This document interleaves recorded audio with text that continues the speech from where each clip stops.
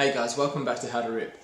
Today's video is for anyone who's ever wanted to learn how to surf. We're going to keep it simple, direct and to the point, giving you the information that you need to be able to catch waves and have success in experiencing what surfing's all about, popping up, taking off and riding waves. So let's do it.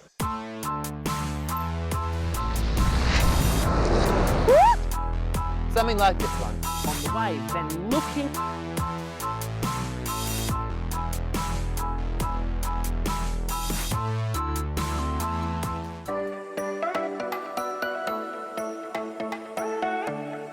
The first thing we're going to talk about is picking your beach. You need to pick somewhere that is safe for a beginner surfer.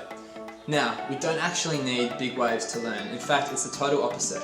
Check out these examples. It's only ankle to knee high and I'm having plenty of fun catching all the waves I want, and it's ample to allow you to practice catching the waves and taking off. In addition to this, you want to make sure that you've actually got other people with you. In this case, I've got someone looking out for me and that's all good. If you're unfamiliar with the surf beaches in your area, you're not actually sure where's the best spot to surf, go into your local surf shop and have a chat with them and they should point you in the right direction. For a little bit of extra advice, check out a video that we made which is all about surf safety. You can find the link to that video in the video description below.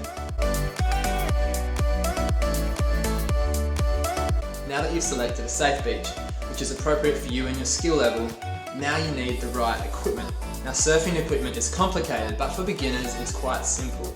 We have recommended fishes in the past, a high volume fish. Now the reason we recommend a high volume fish opposed to something like a longboard or a foam board is because they give you the opportunity to progress your surfing on it, so you can start turning them a little bit easier. Whereas something like a longboard or a foam board, they don't really allow for progression as much. However, if we're talking about a complete beginner who's wanting to learn and just get out there and take off on waves, catch waves, and they're not really fussed about buying a board which is going to last them for a few years, in this case we're going to recommend a long foam board or a longboard. The reason for this is mainly because of their buoyancy. They're incredibly buoyant, and also having extra board in front of you, as you can see here, makes it easier to catch waves, provided that you're in the right spot on the board. Of course, every surfboard has fins on the bottom of it. This isn't something that we really need to worry about as beginner surfers, so don't really worry. As long as there's fins underneath, you're sweet. The other thing to remember is a leg rope. Now in some of the footage that I've used here, I'm not actually wearing a leg rope. That's because where I was surfing there was no one out in the water and I'm quite confident in my ability to control that board should I fall off. However, for the beginner, I would definitely recommend that you use a leg rope. Have a look at this, you can see how it works. It's attached to the back of the surfboard, which then comes to your ankle. You want to put the leg rope on your back leg. Another thing that you have to learn is how to wax a surfboard. Now we cover this in greater detail in one of the videos that we made. You can find the link to that in the video description below. But you must make sure that you wax your surfboard before you go out to ensure that you've got a sticky board to stand on. You can find surf wax at any surf shop. Now when choosing the right longboard or foam board for you, wherever you hire it from or buy it from, they should guide you as to what's best for you. However, we're looking to go big. As a learner with the intention of surfing and having a high success rate, you need to go big.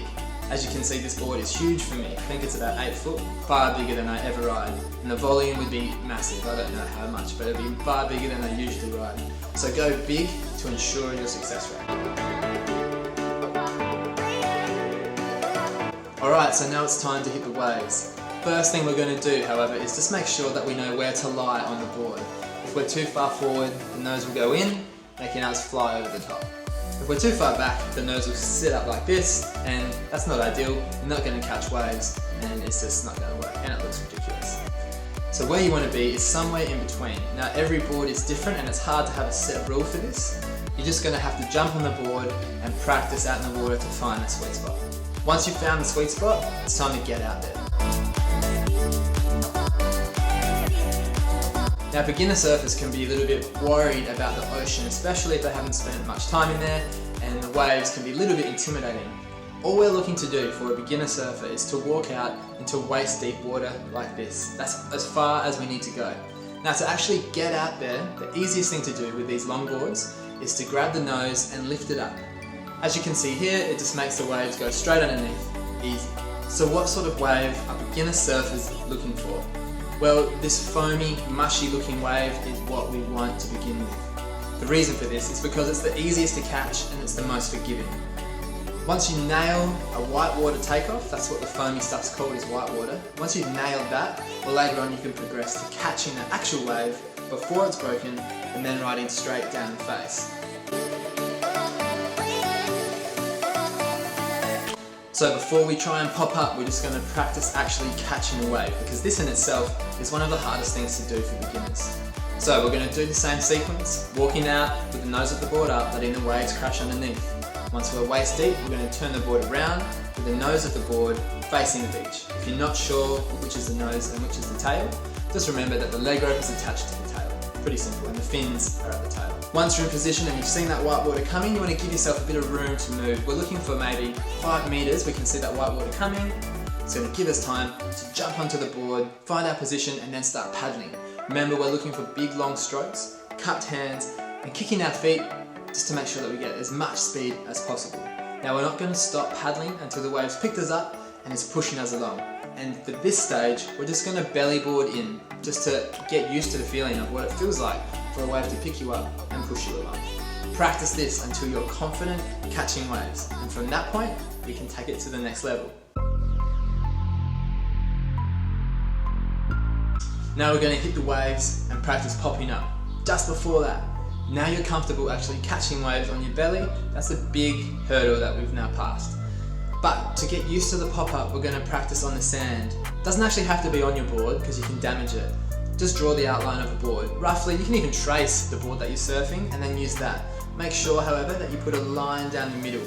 That'll help you know where exactly your feet need to be. Using this real example, you can see how the sequence works. Now, to talk you through how to pop up, this is what we're going to do. You've caught the wave. You're confident. You can stop paddling. Your hands then go onto the rail of the boards.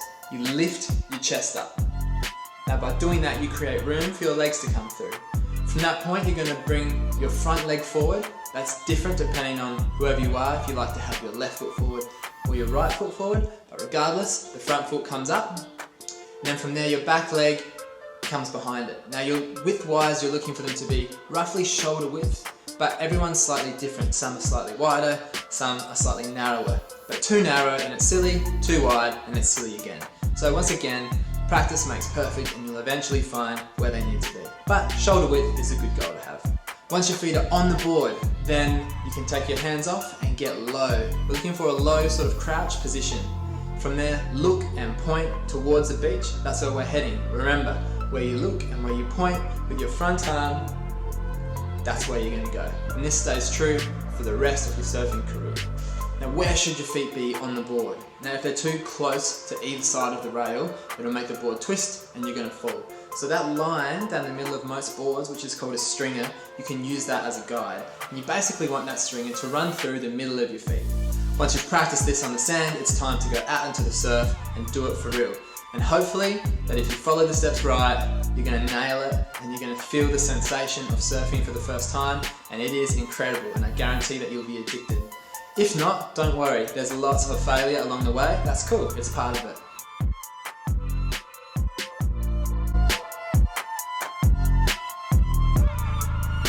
One thing to be aware of is that if you should fall, which you probably will because everyone does, remember that when you're coming back up to the surface, that you put your hands over your head like this, just in case the board's floating above your head. This is just a safety thing to do in case the board hits you in the head. Another thing to be aware of when you're falling off is how deep the water is and what's underneath you. Now, as beginners, there should be nothing but sand underneath you, so that's safe. However, if it's shallow, you can still hurt yourself. So it's important to either belly flop or kind of jump off and land on your feet and be ready for that. Landing on your shoulder or a straight leg or your head clearly isn't a good thing. So avoid that at all costs.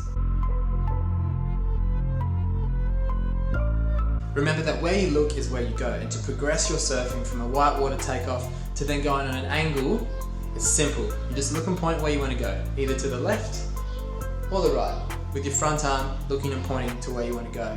Thanks for watching the video today, guys. I hope that this helps you get out into the water and succeed in learning how to surf. Please comment below to let us know how you go, and let us know if you have any issues along the way. Remember to like the video, subscribe to our channel. If you are interested in progressing your surfing, we actually offer some online coaching. You can contact us here for any further inquiries.